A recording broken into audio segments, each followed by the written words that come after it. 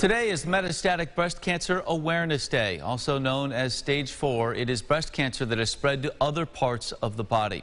Carmela Boykin spoke with local survivors about their fight and why research is so important, and she is live with us. Carmela, good morning.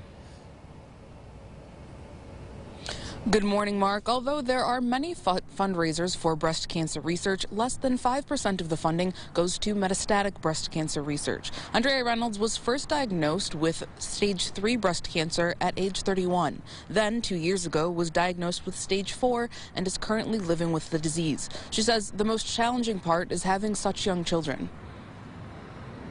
I think the emotional impact is the hardest. I just feel so much pressure to parent, like to teach them everything and to, try to enjoy every moment. Reynolds has 2 children, ages 9 and 12. Their entire childhood has been affected by Reynolds' diagnosis. Then when you try to enjoy every moment, you remember why you're trying to enjoy every moment. And it's just kind of this complicated back and forth of wanting to be joyful, but also living in fear that what if this is the last Christmas? What if this is the last birthday? Pat Battaglia was first diagnosed with breast cancer in 2004.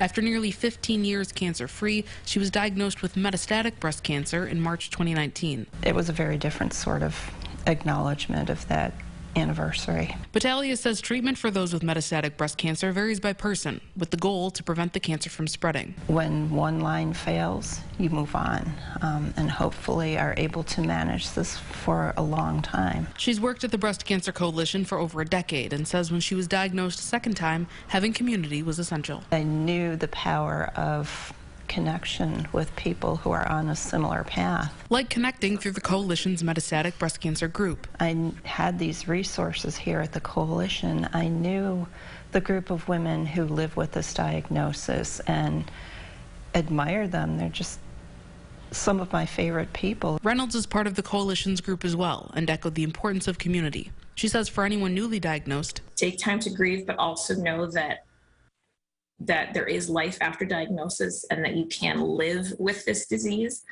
and you're not just dying from the disease.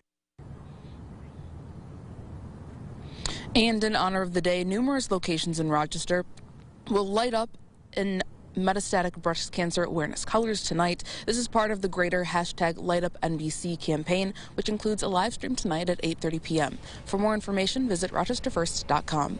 In Rochester, Carmela Boykin, News 8. Mark? Carmela, thank you. So many touched by this awful disease. The Breast Cancer Coalition will host a free metastatic breast cancer seminar coming up today at 1 o'clock. Register at bccr.org.